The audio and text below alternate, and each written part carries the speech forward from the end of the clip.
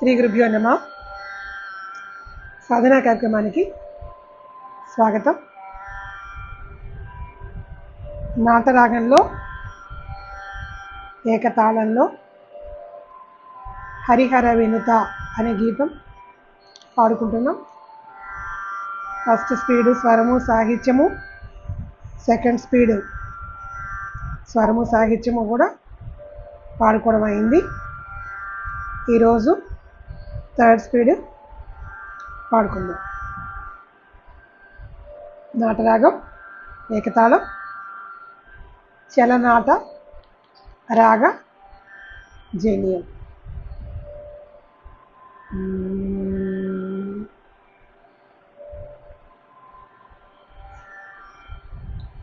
సా పా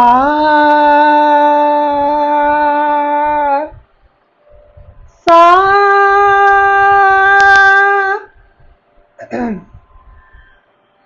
పా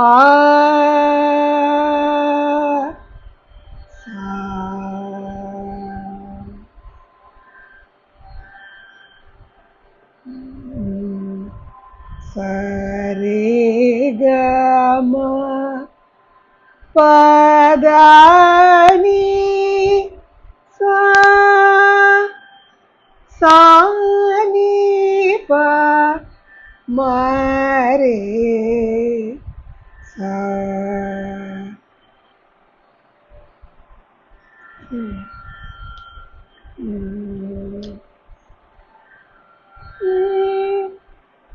సాసని పప మగమ పససని పసస సమమమ రిగమ పమమ రిస సాసని ప ధని సరి ససరి సాసని ప మమ రిస మమ మరి రి రిస నీ పమ పాప పససని పని పమ గమ పని పసస సమమమ రిగమ పమమ రిస సాసని పదని సరి ససరి ససని ప మమ రిస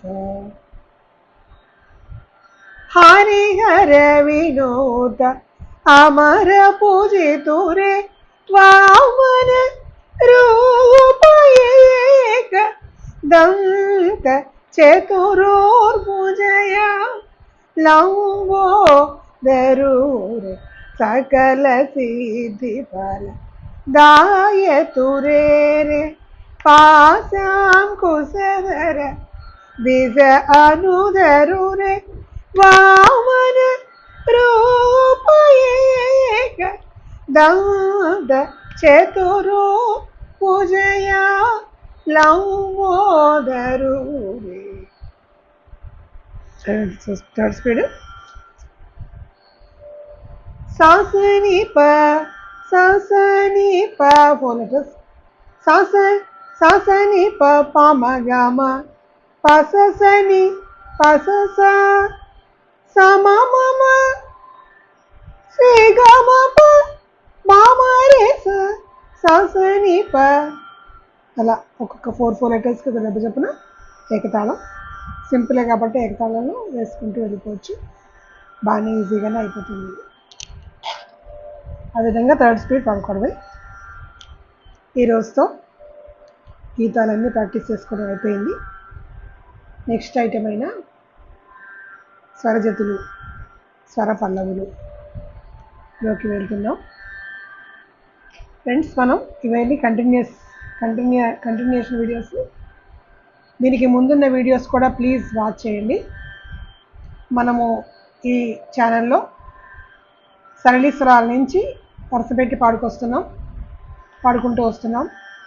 సరళి స్వరాలు 3 స్పీడ్స్, జంట స్వరాలు 3 స్పీడ్స్, దాటు స్వరాలు, హెచ్చు స్థాయి స్వరాలు, తగ్గు స్థాయి స్వరాలు, అలా అలంకారాలు, అలా గీతాలు, ఇలా వరుసపెట్టి అన్నీ కూడా 3 కాలాలు పాడాను. అన్నీ మధ్య మధ్యలో థియరీ కూడా చెప్తూ వచ్చాను. కొంత ఎంతో కొంత కొంచెం. సో ప్లీజ్ మీరు అన్ని ప్రీవియస్ వీడియోస్ కూడా వాచ్ చేస్తూ ఉంటే ఈ కంటిన్యూషన్ చాలామంది ఫాలో అవ్వగలుగుతారు. మనం నెక్స్ట్ ఐటమ్ అయిన స్వర పల్లవులు లేదా స్వరజతులులోకి వెళ్దాము నెక్స్ట్ క్లాస్లో. అది వెళ్ళే ముందు వాటి గురించి కొంచెం తెలుసుకుందాం. స్వర పల్లవులు అంటే ఒక పల్లవి, ఒక చరణము, పల్లవి, ఒక 4-5 చరణాలు అలా ఉంటాయి. కొన్నింట్లో అనుపల్లవి కూడా ఉంటుంది. ఇందులో 2 రకాలు, ఒకటి స్వర పల్లవి, 2 స్వరజతి. స్వర పల్లవిలో ఏంటంటే ఓన్లీ స్వరమే ఉంటుంది, సాహిత్యం ఉండదు. అలా ఓన్లీ స్వరం ఉండి సాహిత్యం లేకుండా ఉంటాయి. కానీ స్వరం అల్లిక చాలా అందంగా ఉంటుంది, పాడుతుంటే చాలా అందంగా బాగుంది అనిపిస్తుంది.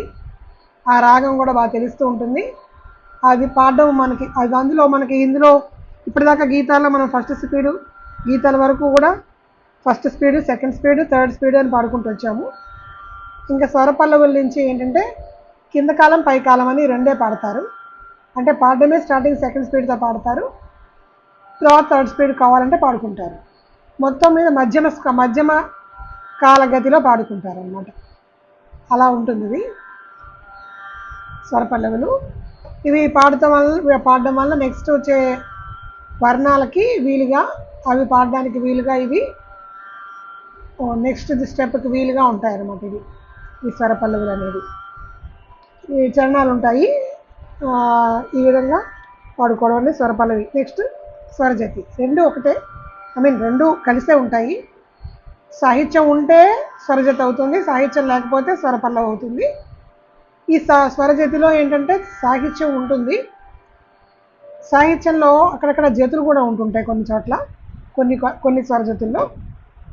ఆ జతులు అంటే ఏంటంటే అవి తాళానికి వచ్చే శబ్దాలు. తోమని, తకదిమి అని, తకిట అని అలాంటి జతులు వస్తుంటాయి. అలా జతులు వచ్చే స్వరజతులు ఎక్కువ నాట్యంలో ఎక్కువ వాడుకుంటారు, సంగీతంలో కంటే కూడా. అలా జతులుగా కాకుండా ఓన్లీ సాహిత్యంగా వచ్చే కూడా ఉంటాయి స్వరజతులు. సాహిత్య రచనలు అవి కొంచెం శృంగారభరితమైన రచనలుగాను, కొన్ని భక్తిగాను కూడా ఉంటాయి. అవి కూడా నాట్యానికి బాగా ఉపయోగపడుతూ పల్లవిని నెంబర్ ఆఫ్ టైమ్స్ రిపీట్ చేస్తూ పాడతారు నాట్యంలో. చరణాలు కూడా అలాగే రిపీట్ చేస్తూ సెకండ్ ఐటెంగా చూపిస్తుంటారు ఎక్కువగా డ్యాన్సుల్లో. పళ్ళ మీద డ్యాన్స్ చేస్తారు ఇట్లాంటి వాటికి, స్వరజతులకి. అలాగా అవి స్వరజతులు అంటారు వాటిని. ధాతువు మాతువు 2 ఉంటాయి అన్నమాట. అందులో కూడా పల్లవి, తర్వాత 3-4 చరణాలు అలా ఉంటాయి. కాకపోతే ఈ స్వరజతులు దగ్గరికి వచ్చేటప్పటికి రచించింది ఎవరు అనేది పెద్దగా పేర్లు అనేవి ఎక్కువ వ్యాపకంలోకి రాలేదు. ఎందుకంటే ఎక్కువ రచన ఉండదు కదా, ఎక్కువగా సాహిత్యం తక్కువ ఉంటుంది కాబట్టి, ఓన్లీ స్వరంగా ఎక్కువగా ఉంటుంది కాబట్టి, జతులు స్వరాలు ఉంటాయి కాబట్టి ఎవరు రచించారు అనే వాళ్ళ ముద్ర కూడా రాసుకోవడం. అంటే కీర్తనలు అనుకోండి, త్యాగరాజ స్వామికి త్యాగరాజు అనే ముద్ర ఉంటుంది, రామదాస్కి రామదాస్ అనే ముద్ర ఉంటుంది, అన్నమాచార్యకి వెంకటేశ్ అనే ముద్ర ఉంటుంది. అలా ముద్రలుగా ఉంటాయి. కానీ ఇలా మనకి ఈ స్వరజతుల్లో ఇలా ముద్ర కూడా ఉండదు, ఉండే అవకాశం ఉండదు. అందువలన రచించిన వాళ్ళు ఎవరనేది పెద్దగా తెలియదు. ఈ విధంగా ఉంటాయి అవి. మనం ఎలా ఉంటాయో రేపు నుంచి చూసుకుందాం తర్వాత క్లాస్లో. చాలా బాగుంటాయి. ఆ విధంగా నెక్స్ట్ క్లాస్కి పాడుకుందాం. శ్రీ గురుభ్యో నమః.